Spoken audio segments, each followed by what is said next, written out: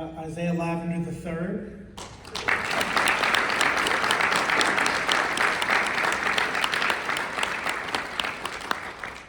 And now I'd like to introduce Ogenechoe Donald Ekpeki. He is an African speculative fiction writer, editor, and publisher in Nigeria. He's the first African-born black writer to win the Nebula Award, be nominated for the Hugo Award, the first BIPOC to be nominated in the Hugo Awards fiction and editing categories in the same year. He's won the Otherwise, British Fantasy, NAMO, and World Fantasy Awards, and been a finalist in the British Science Fiction, Locus, Sturgeon, and NAACP Image Awards. He edited and published the first ever Year's Best African Speculative Fiction Anthology and the Bridging Worlds Original Nonfiction Anthology, co-edited the Dominion and Africa Risen anthologies. He was a CanCon Guest of Honor and founded the Emeka Walter Dinjos Memorial Award for Disability in Speculative Fiction. He co-organized the DISCON 3 African Stream, which saw the largest number of African writers attend and participate in the Hugo Awards in its 70-year history. He's the youngest ever ICFA Guest of Honor. He won't be attending in person because he had complications with his visa and is running a GoFundMe campaign to sort it out. You can follow him on Twitter at PenPrince, that's PenPrince, with an underscore at the end to keep up with him. Just a little bit about me.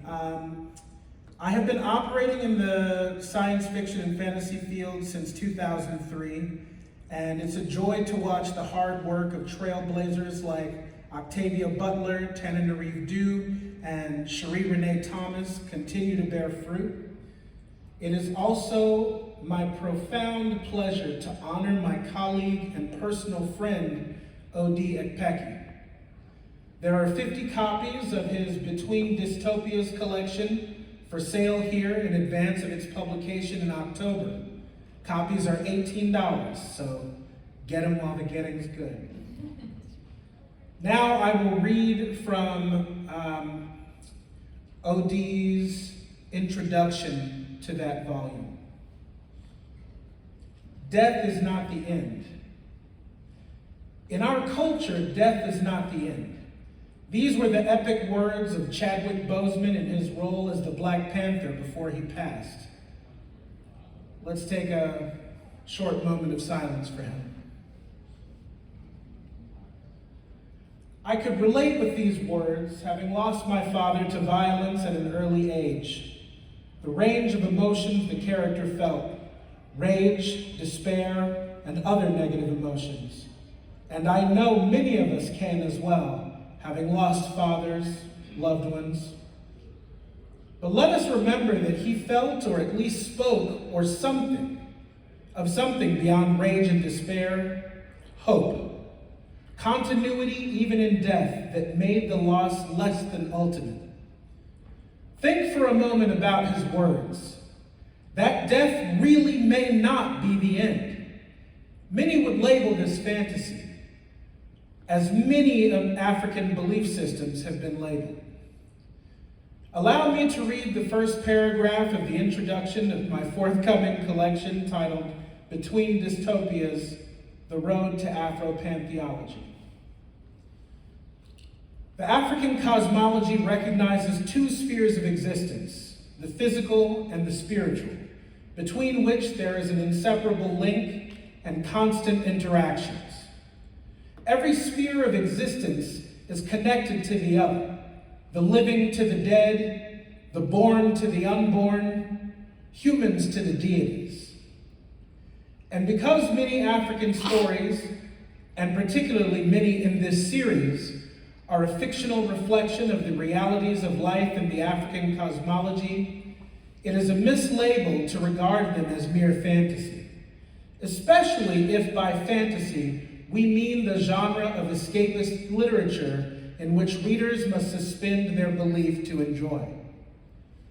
No known science or accepted Western body of knowledge confirms the possibility of continuity after death. But what is it they say? Sufficiently advanced technology can seem like magic. Many African belief systems hold that there is continuity after death, the spirit realm, reincarnation, etc. But this has, as I said, been dismissed as fantasy. Just as other beliefs and bodies of knowledge in the non-monolithic African continent have been. Gender fluidity in language, sex and sexuality, treatment and health practices, and many others. Things the West now embraces as progressiveness. So perhaps one day, too, like these formerly discarded African ways of life, we will embrace there being continuity after death, and perhaps even develop the technology to see beyond this sphere, this level of existence. As we know, our definitions of most things are limited by our perceptions. The concept of time, for example, origins and destinations, pantheologies and futurisms. Are these separate or the same? Different points of a spectrum separated by our perceptions as science and magic are. I look forward to exploring the connections between these with you, and above all, wish you all and hope that we have a good time. Thanks for having me.